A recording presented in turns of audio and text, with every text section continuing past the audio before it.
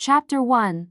The reading. I sat in the conference room of Miller and Associates in downtown Portland, staring at the rain-streaked windows. My father, Richard Morrison, had been gone for 2 weeks. Pneumonia complications from his Parkinson's. He'd fought for so long, 8 years, and now he was gone. Across from me sat my sister Natalie, 35, perfect highlights, designer suit. She'd flown in from New York 3 days ago for the funeral. Before that, I hadn't seen her in 6 months. The lawyer, Patricia Miller, opened her folder. Thank you both for coming. I know this is difficult. Richard Morrison's estate is substantial, approximately $13 million in total assets.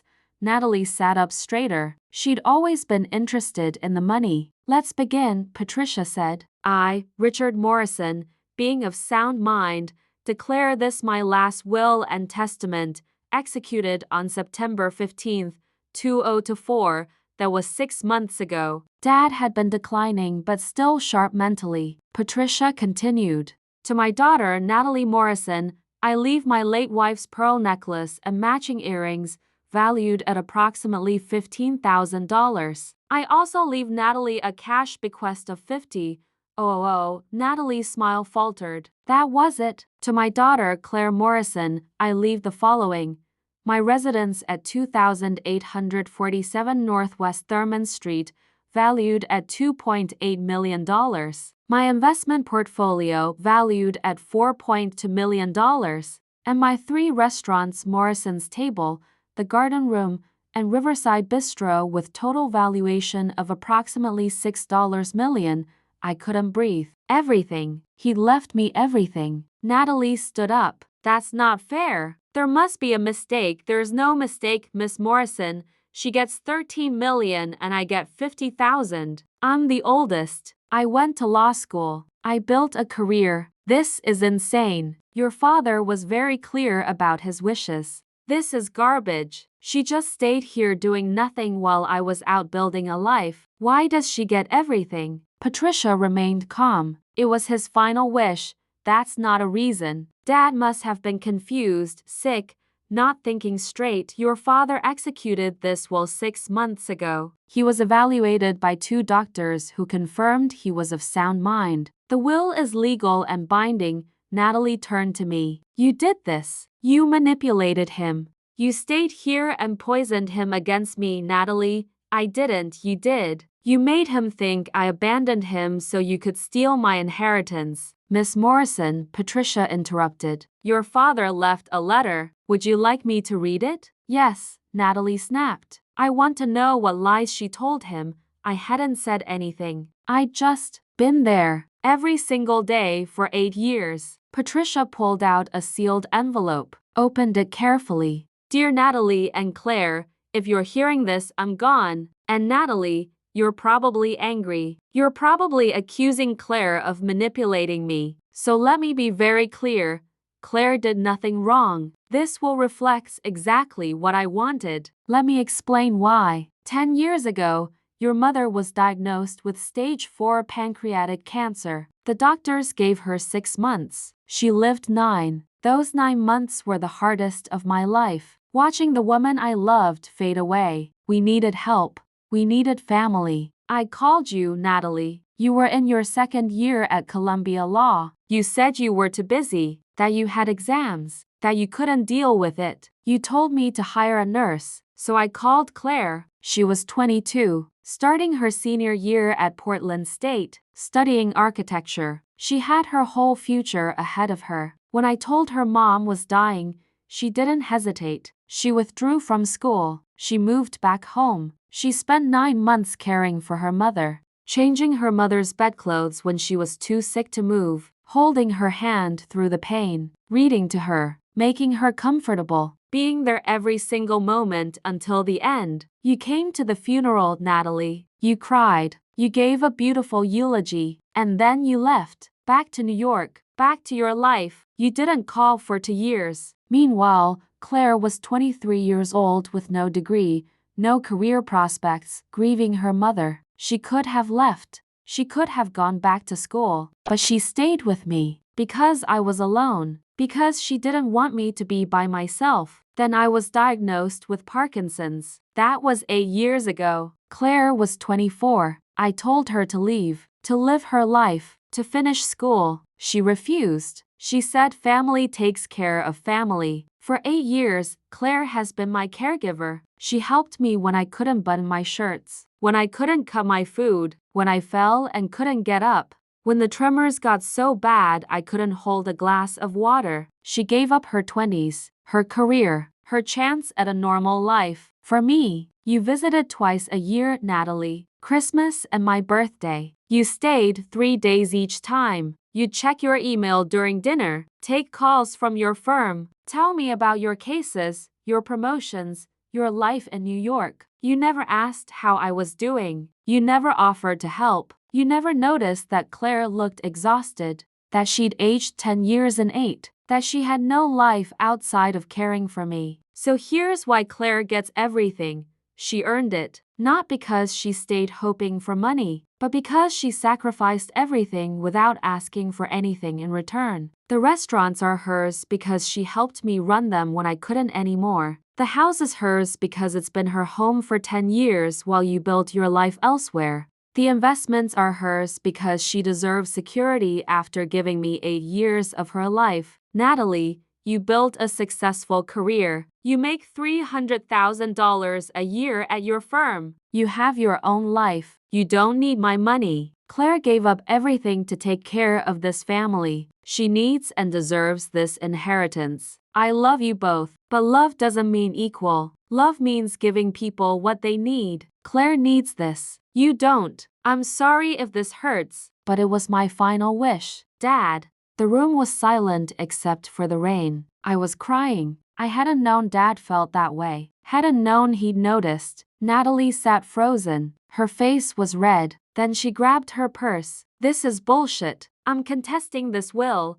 That's your right, Patricia said calmly. But I should inform you that Richard anticipated this. He had everything documented. Medical records showing his mental competence. Journals detailing your visits. Financial records showing Claire managed the restaurants for 3 years. If you contest, you'll lose, waste a lot of money on lawyers, and potentially end up with nothing.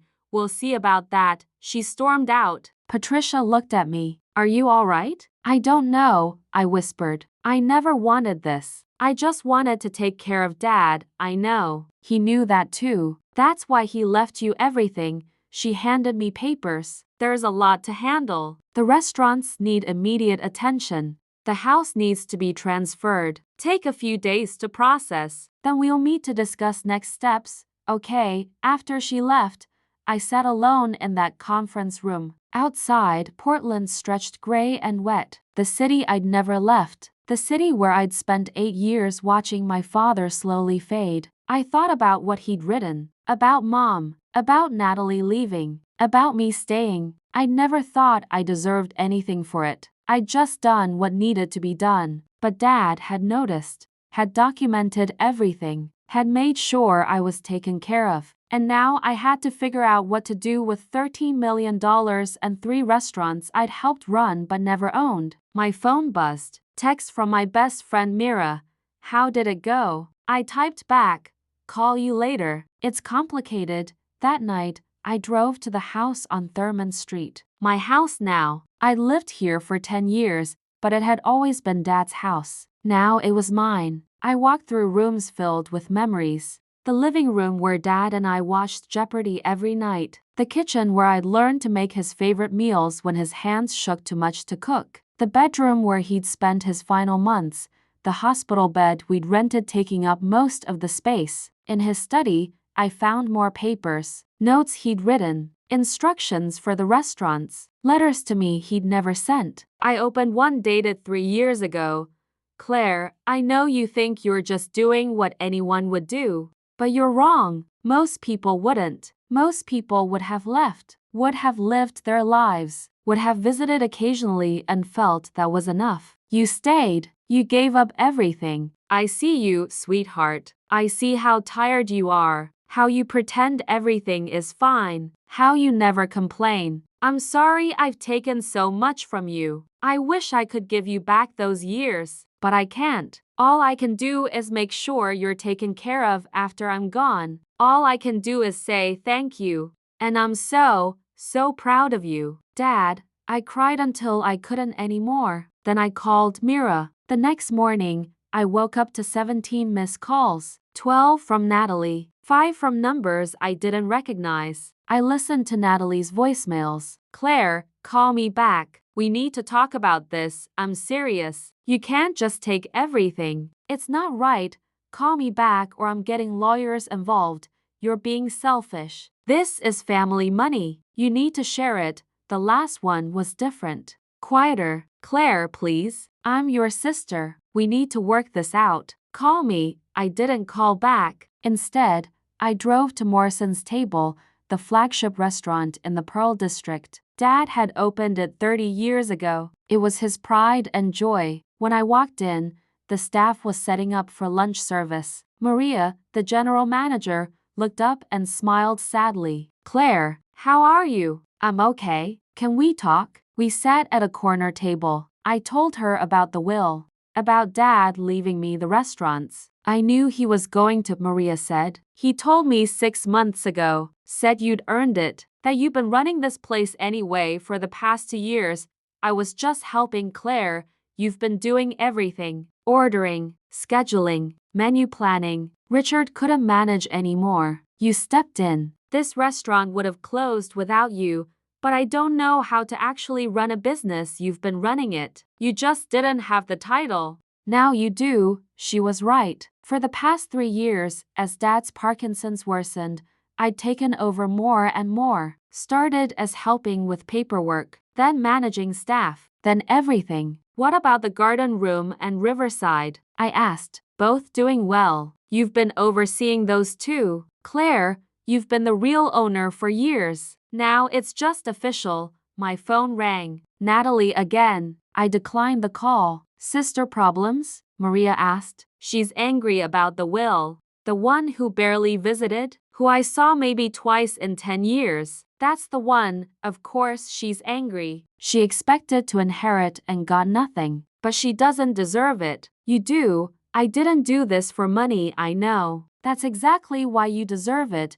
Over the next week, I met with accountants, lawyers, and restaurant managers. The businesses were worth $6 million total, but they also had debts, expenses, staff to pay. The investments were solid. Dad had been careful with money. The house was paid off, worth $2.8 million.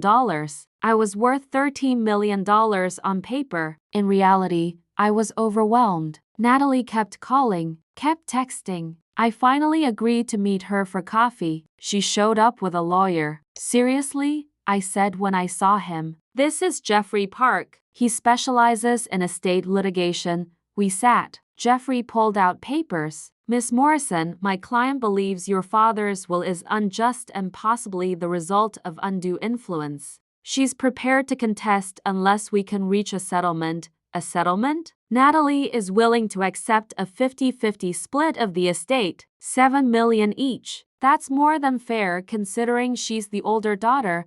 I looked at Natalie. You really want to do this? Take me to court? I want what's fair, Claire. Dad wasn't thinking straight. He was sick, probably depressed, and you were there whispering in his ear. I never asked him for anything. But you stayed, didn't you? You stayed and made yourself indispensable. You played the martyr so he'd feel guilty. This whole thing is manipulation.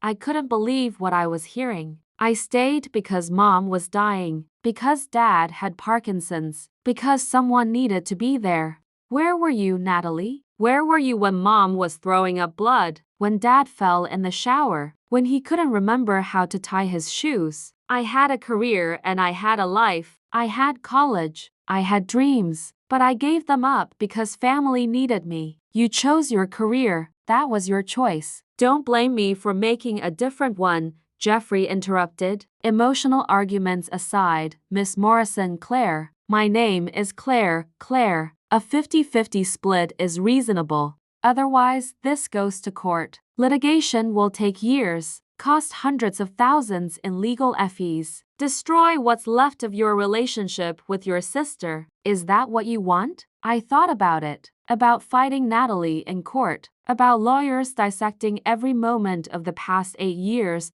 questioning whether I'd manipulated Dad. But then I thought about Dad's letter, about what he'd written, about how he'd documented everything specifically because he knew Natalie would do this.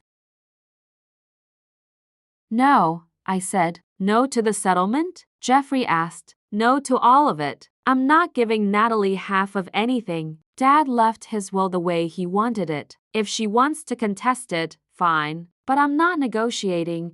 Natalie's face turned red. You're being selfish. I'm following Dad's wishes. There's a difference. I stood up. If you want to take me to court, go ahead. But know that I'll fight. And I'll win. Because Dad was right. You don't need this money. I do. And more than that, I earned it. I left. Behind me, I heard Natalie say, "Get ready to file." That night, I called Patricia Miller. Natalie's contesting the will. I expected that. I've already prepared our defense. Richard's medical records, his journals, testimony from the restaurant staff, his doctors, his friends. We have everything we need.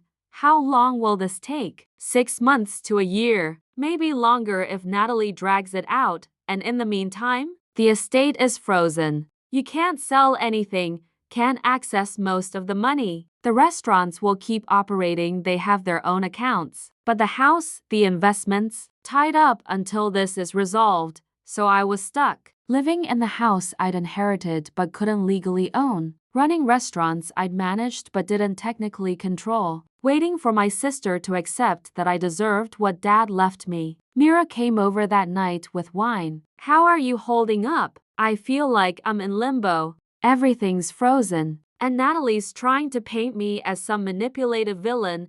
Anyone who knows you knows that's bullshit.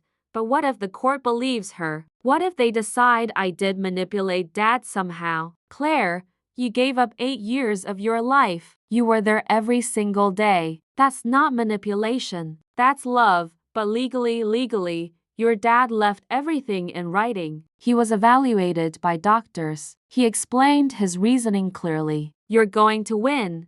It's just going to take time. She was right. But waiting was torture. Over the next month, I kept running the restaurants, kept living in the house, kept existing in this strange in-between state where everything was mine but nothing was. Natalie's lawyer requested depositions, wanted to question me about my relationship with Dad, about his mental state, about whether I'd isolated him from family. Patricia prepped me. They're going to try to make you look bad. Stay calm. Tell the truth. Don't let them provoke you. The deposition was brutal. 4 hours of questions. Did you encourage your father to cut Natalie out of the will? No. Did you tell him Natalie didn't care about him? No, I never spoke badly about Natalie to Dad, but you did tell him about the times Natalie didn't visit? He knew when Natalie visited. I didn't need to tell him. Did you suggest he leave you the restaurants? No, I didn't know I was inheriting anything until the will reading.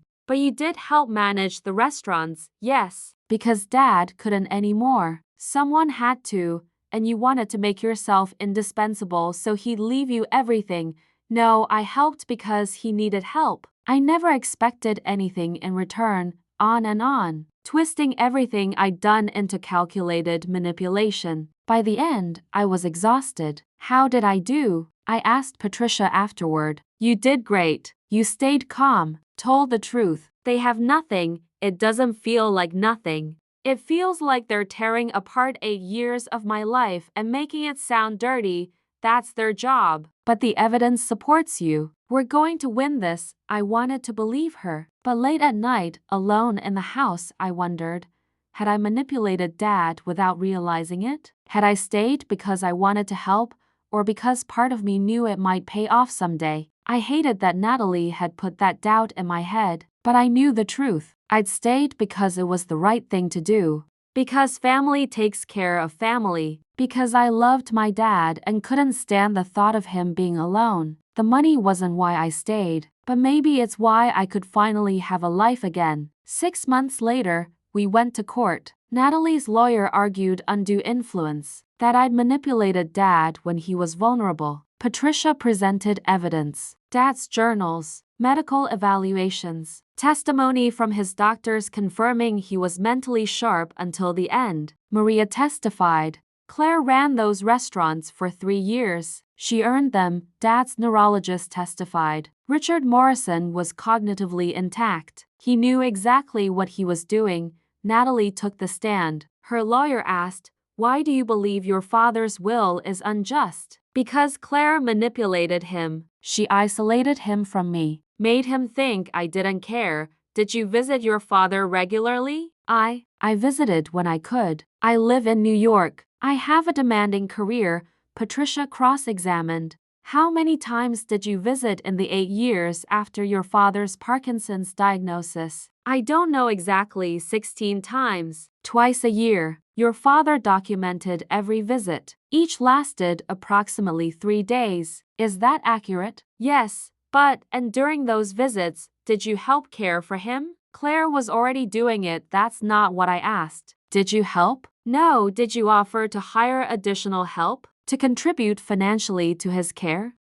No." "Did you ever call and ask how he was doing between visits?" Natalie hesitated. "Sometimes. Your father's phone records show you called him 14 times in 8 years outside of your visits. That's less than twice per year." "Is that sometimes I was busy, too busy to call your dying father?" "Objection." Natalie's lawyer stood. "Withdrawn," Patricia said calmly. The judge called a recess. During the break, Natalie approached me in the hallway. "This is what you wanted? To humiliate me in court?" "I didn't want any of this." "You're the one who sued, because it's not fair. You act like you're some saint, but you just wanted the money." "I wanted Dad not to die alone. That's all I ever wanted." She walked away. 3 days later, the judge ruled, "Having reviewed all evidence, testimonies, and documentation, I find that Richard Morrison was of sound mind when executing his will. There is no evidence of undue influence.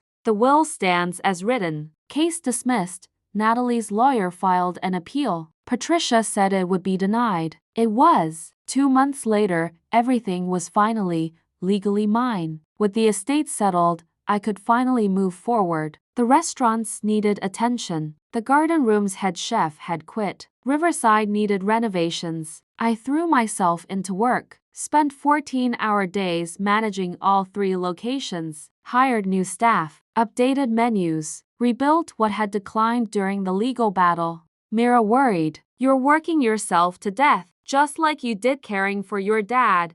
This is different, is it? You're still sacrificing everything." "When was the last time you did something for yourself?" I couldn't remember. "Claire, you're 32. You spent your 20s caring for your parents. Don't spend your 30s burying yourself in work." "What am I supposed to do?" "I have 3 restaurants to run. Hire managers. Delegate. Use that 13 million to build a life, not just a business empire." She was right. But I didn't know how to stop. Working kept me from thinking about Dad, about Natalie, about everything I'd lost. One day, a young woman came into Morrison's table. She was maybe 24, 25. She asked for a job as a server. "I'm Rebecca," she said. "I just moved here from Ohio. My mom was sick, and I spent the last 3 years taking care of her. She passed 6 months ago. I'm trying to start over." I saw myself in her. The exhaustion, the lost years, the uncertainty about what comes next. "You're hired," I said. She looked surprised. "Don't you want to check my references? See my resume? I know exactly who you are, and you deserve a fresh start." Over the next months, I hired more people like Rebecca, people who'd sacrificed, who'd cared for others, who needed a chance to rebuild. The restaurants became more than businesses. They became second chances for people who'd put their lives on hold. Chapter 5. The call. A year after Dad's death, my phone rang. Unknown number. "Claire Morrison?" "Yes, this is Natalie." "Don't hang up." I almost did, but something made me listen. I wanted to apologize for the lawsuit, for everything I said. "You were right. I chose my career over family, and I blamed you for my guilt. I didn't know what to say. I've been in therapy, she continued, working through why I left, why I couldn't handle mom's illness, why I resented you, and I was scared. When mom got sick, I didn't know how to deal with it, so I ran. Then I felt guilty. Then I felt angry that you were better than me, that you could handle what I couldn't. The lawsuit wasn't about money. It was about proving I wasn't the bad daughter, but I was. I am. Natalie, I don't expect you to forgive me. I just wanted you to know I'm sorry. You deserved that inheritance. You earned it. I didn't. She hung up before I could respond. I sat there, phone in hand, processing. Mira asked, "What are you going to do?" I don't know. 2 months later, I called Natalie back. I don't forgive you yet, but I'm willing to try. We started meeting monthly. Coffee in Portland when she visited. Video calls when she couldn't. It was awkward, painful, but slowly, we started rebuilding something. Why are you giving me a chance? She asked one day. Because Dad would want us to be family. And because I'm tired of being angry. I don't deserve it, probably not. But that's not the point. She told me about her life in New York, her partnership at the firm, her apartment, her friends. It sounded lonely. Do you like your life? I asked. I thought I did. But watching what you've built, the restaurants, the staff who love you, the way you've created this community, I realize I have a career. You have a purpose. You could have one too, maybe. I don't know what that looks like yet.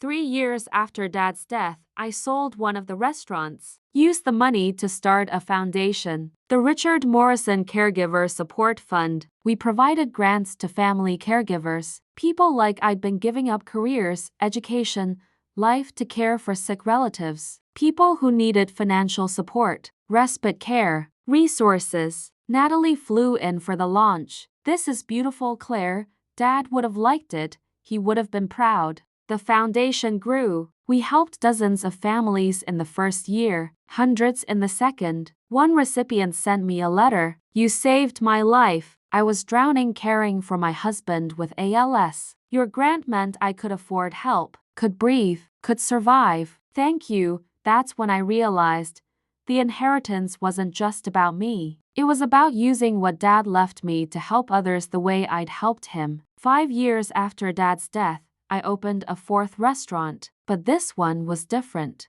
The Morrison Foundation CAF, a training restaurant staffed by former caregivers, people rebuilding their lives after years of caring for others. We taught culinary skills, provided job training, gave people second chances. Rebecca became the head chef. You gave me a life, she said at the opening. Now I get to help others build theirs. Natalie attended the opening, brought her firm colleagues, donated $50,000 to the foundation. I'm proud of you, she said. Thanks, that means a lot. We weren't close, probably never would be, but we were family, and that was enough. 7 years after Dad's death, I finally renovated the house on Thurman Street, kept Dad's study exactly as he'd left it, but updated everything else, made it mine. Mira helped me decorate. It's not a shrine anymore. It's a home. It always was. I just needed time to see it. I hosted the restaurant staff for Thanksgiving, invited Rebecca, Maria, the foundation board. 30 people crammed into the dining room. This was what Dad had wanted, not for me to mourn him forever, but to build something meaningful with what he'd left me. 10 years after Dad's death, I stood at Morrison's table on the restaurant's 40th anniversary. The place was packed. Staff, community members, foundation recipients. Natalie flew in from New York. She'd left her firm, started working with nonprofits, was dating someone kind. You look happy, I told her. I'm getting there. You? Yeah, I really am. We raised a glass to Dad, to the legacy he'd left. Not just money or restaurants, but the chance to build something meaningful. After everyone left, I walked through the empty restaurant. Thought about that day 10 years ago. Natalie shouting that's not fair. The lawyer saying it was his final wish.